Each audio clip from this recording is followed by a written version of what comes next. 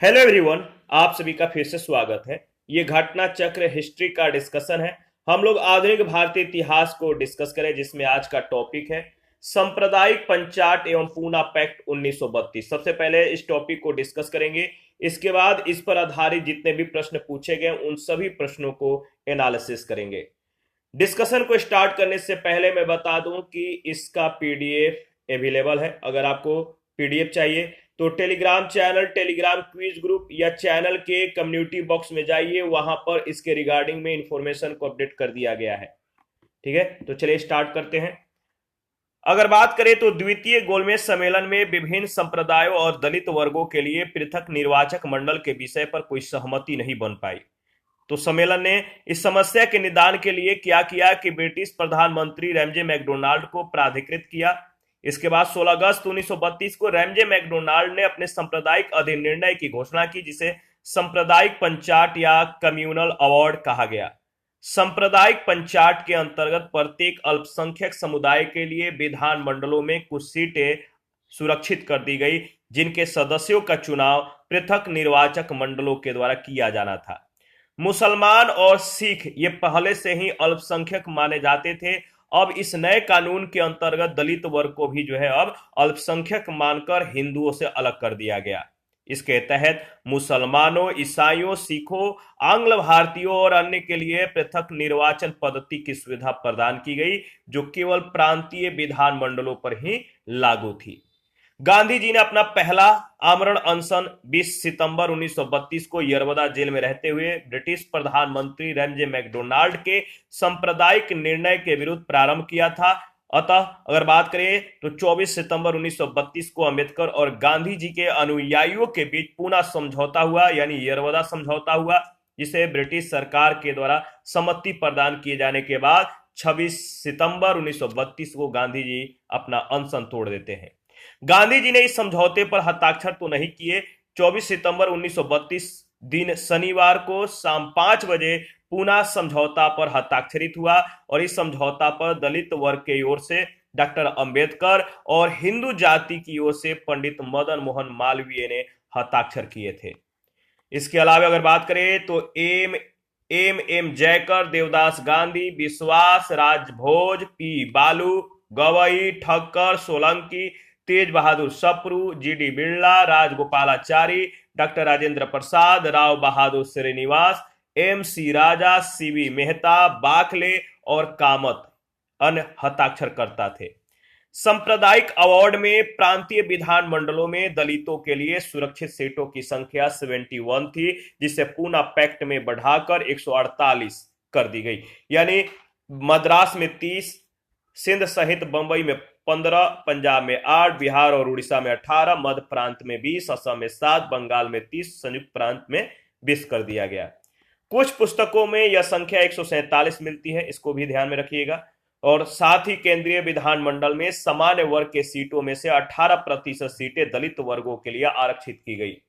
पूना समझौता जो कि 1932 में हुआ था, इसके बाद महात्मा गांधी की रुचि जो है सविनय अवज्ञा आंदोलन में अब नहीं रही। अब वह पूरी तरह से अस्पृश्यता विरोधी आंदोलन में रुचि लेने लगे। यानी अखिल भारतीय अस्पृश्यता विरोधी league, all India anti untouchability league की स्थापना हुई, जिसका नाम परिवर्तित करके हरिजन सेवक संघ कर दिया गया। घनश्याम दास बिरला इसके प्रथम अध्यक्ष थे। All India depressed classes league की स्थापना बाबू जगजीवन राम ने की थी, जबकि all India scheduled caste federation की स्थापना डॉक्टर बी आर अंबेडकर ने 1942 में की थी। All India depressed classes association की स्थापना 1926 में एम सी राजा की अध्यक्षता में हुआ था। 14 अगस्त 1931 को बंबई में वार्ता के दौरान डॉक्टर बी आर अंबेडकर ने कहा था, इतिहास बताता है कि महात्मा गांधी क्षणिक भूत की भांति धूल उठाते हैं, लेकिन स्तर नहीं उठाते, लेवल नहीं उठाते।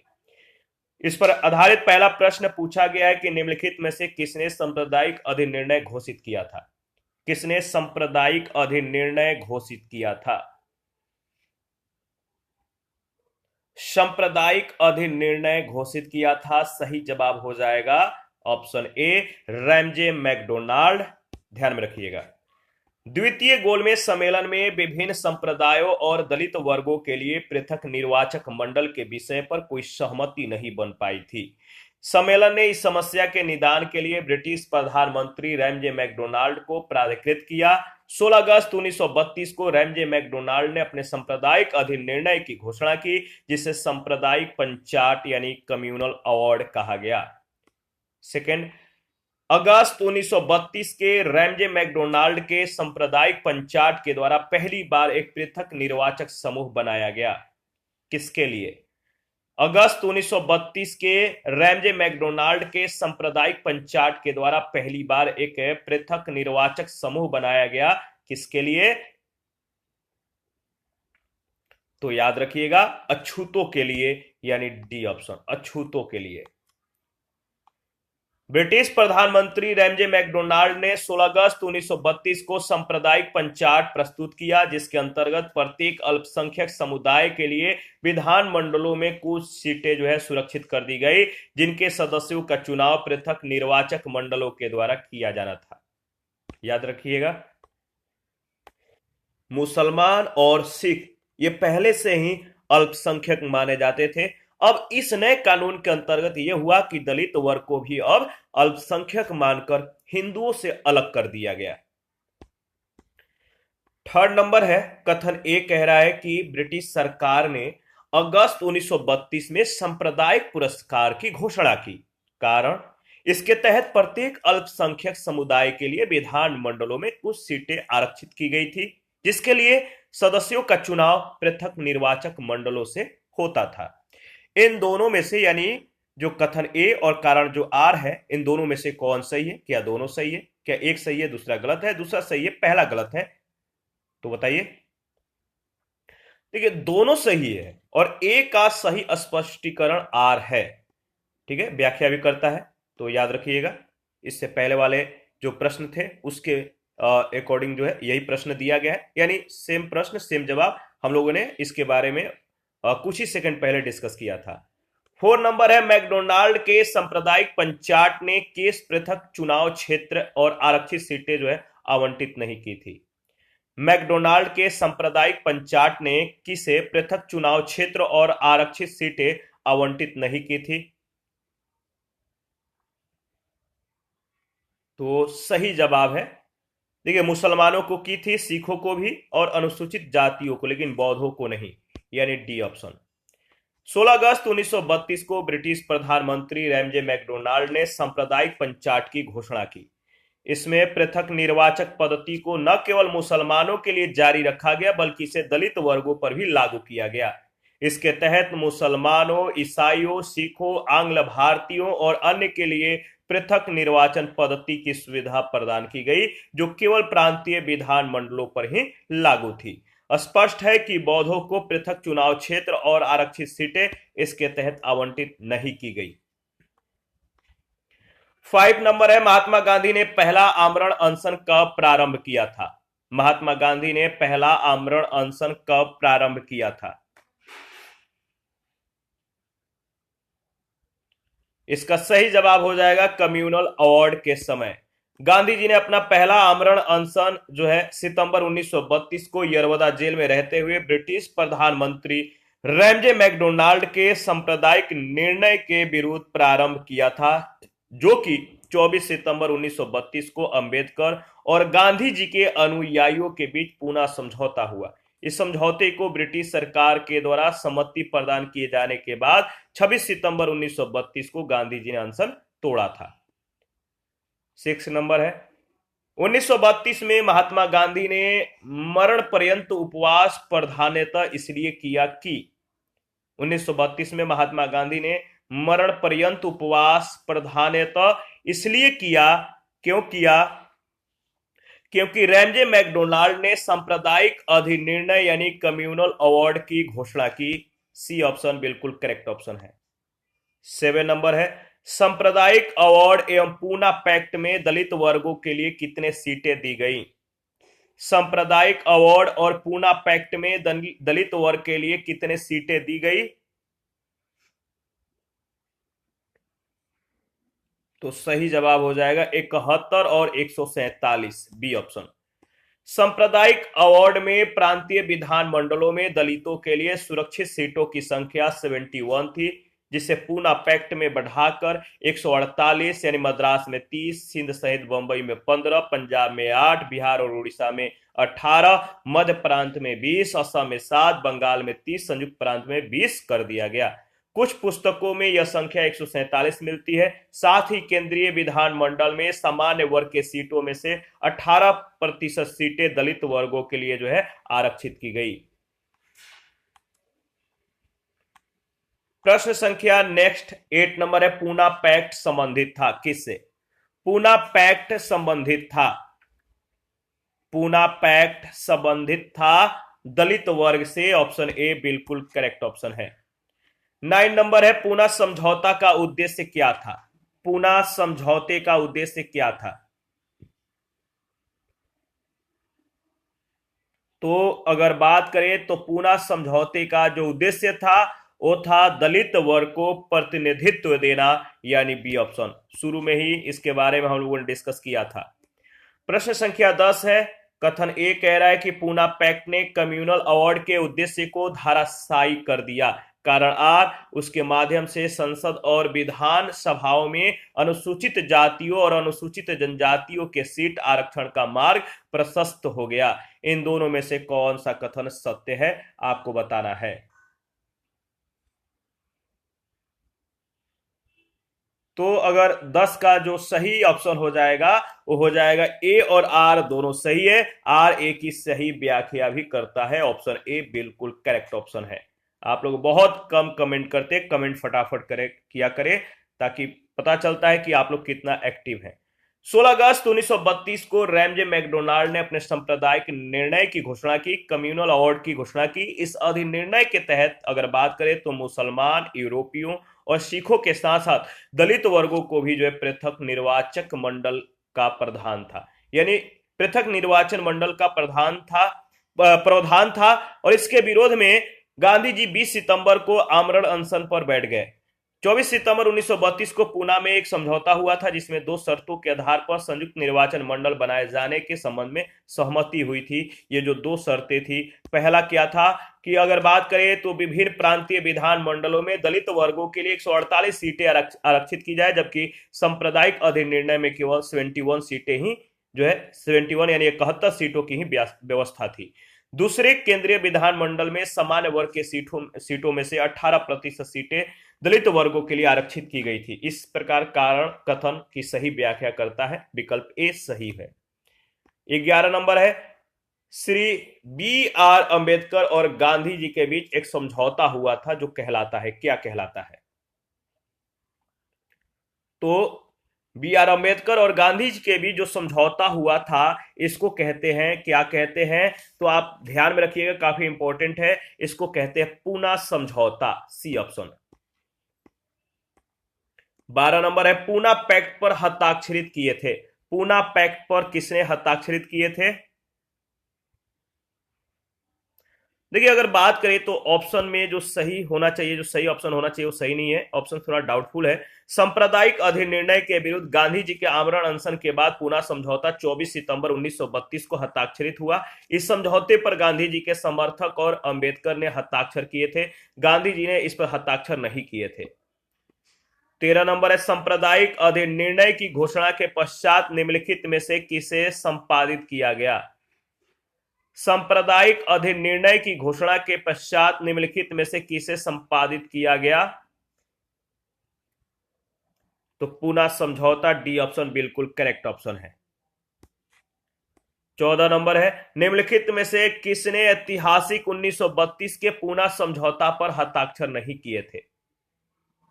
किसने ऐतिहासिक 1932 के पूना समझौता पर हस्ताक्षर नहीं किए थे?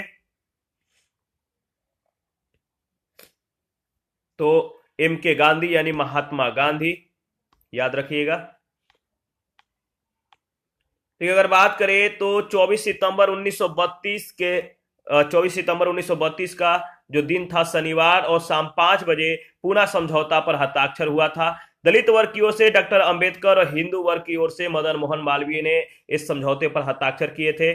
M A Jayakar, Devdas Gandhi, Vishwas Rajbhoj, P Balu, Gavai, Thakkar, Solanki, Tej Bahadur Sapru, G D Birla, Rajagopalachari, doctor Rajendra Prasad, Rao Bahadur, Srinivasan, MC Raja, C V Mehta, Bakhle और कामत अन्य हस्ताक्षरकर्ता थे।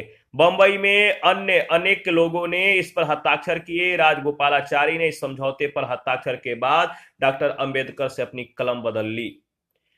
15 नंबर है, 1932 में पूना पैक्ट के बाद हरिजन सेवक संघ की स्थापना हुई। किसके मतलब कि इसके अध्यक्ष कौन थे? इसके अध्यक्ष कौन थे? 1932 में पूना पैक्ट के बाद हरिजन सेवक संघ की स्थापना हुई। इसके अध्यक्ष कौन थे? इसके अध्यक्ष घनश्याम दास बिरला थे। Ghanshyam Das Birla, B option. पूना समझौता 1932 के बाद महात्मा गांधी की रुचि सविनय अवज्ञा आंदोलन में नहीं रही।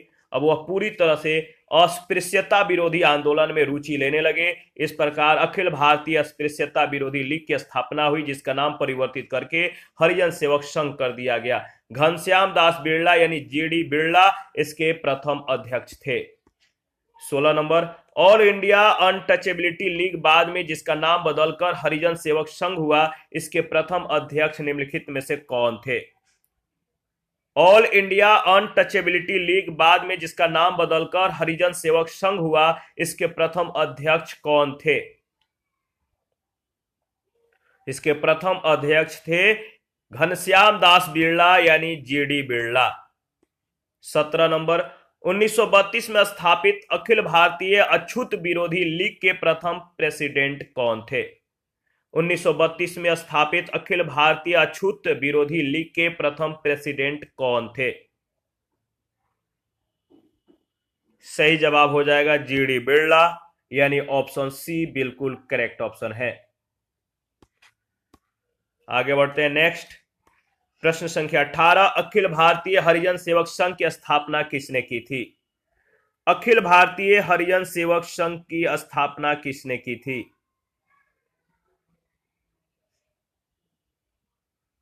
तो इसका सही जवाब हो जाएगा महात्मा गांधी, ऑप्शन ए।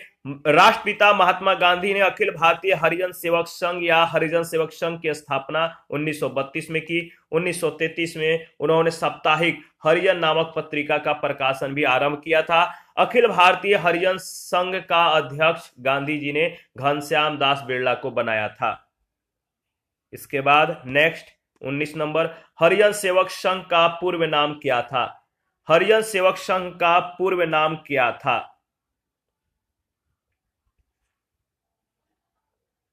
तो हरिजन सेवक संघ का पहले नाम था all India anti untouchability league यानी ऑप्शन ए। महात्मा गांधी ने 30 सितंबर 1932 को समाज से अस्पृश्यता मिटाने के लिए all India anti untouchability league की स्थापना की, जिसका नाम आगे चलकर हरिजन सेवक संघ पड़ा। प्रश्न संख्या 20 है, all India depressed classes league स्थापित किया गया था। All India depressed classes league स्थापित किया गया था।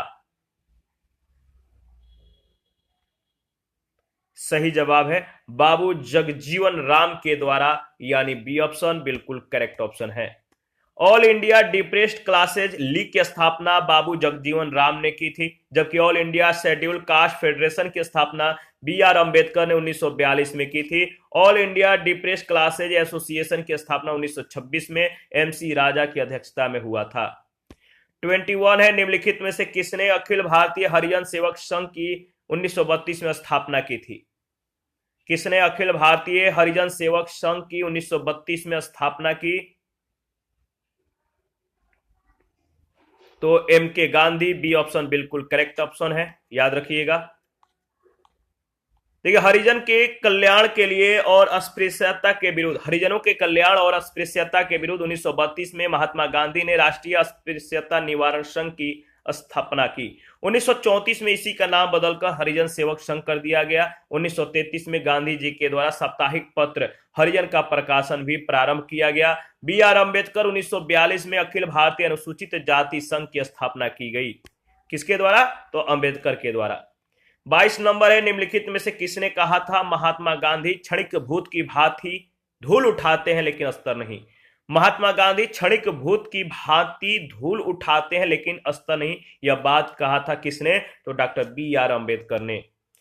14 अगस्त 1931 को बंबई में वार्ता के दौरान यानी बातचीत के दौरान डॉक्टर बी आर अंबेडकर ने कहा था, इतिहास बताता है कि महात्मा गांधी क्षणिक के भूत की भांति धूल उठाते हैं लेकिन अस्तर नहीं उठाते। दलितों के स्थिति के बारे में गांधी जी और अंबेडकर के बीच मतभेद थे। ब्रिटिश प्रधानमंत्री रैमजे मैकडोनाल्ड के द्वारा घोषित कम्युनल अवार्ड में दलितों को पृथक प्रतिनिधित्व दिए जाने के बाद 20 सितंबर 1932 को महात्मा गांधी ने जो है आमरण अनशन प्रारंभ किया था। 24 सितंबर को अंबेडकर और गांधी जी के अनुयायियों के बीच जो है पुनः समझौता हुआ। इसी के साथ आज का जो सेशन है समाप्त करते हैं। नेक्स्ट सेशन में कांग्रेस सोशलिस्ट पार्टी 1934 इसके बारे में डिस्कस करेंगे। आप अपना प्रतिक्रिया देते रहें, आपके प्रतिक्रियाओं का हमें बेसब्री से इंतजार रहता है। जिन लोगों ने हमारे चैनल को ज्वाइन करके हमें सपोर्ट किया है, आप सभी का तहे दिल से शुक्रिया है, बहुत बहुत धन्यवाद है। इसी तरह हमें सपोर्ट करते रहें, चैनल को लाइक सब्सक्राइब कर दें। और मैं बता दूं कि जिन लोगों ने Telegram channel, Telegram quiz group, Facebook page, Instagram को ज्वाइन नहीं किया, वीडियो के डिस्क्रिप्शन बॉक्स में उसका लिंक है, आप लोग ज्वाइन कीजिए और हमें सपोर्ट कीजिए। थैंक यू, मिलते हैं नेक्स्ट सेशन में।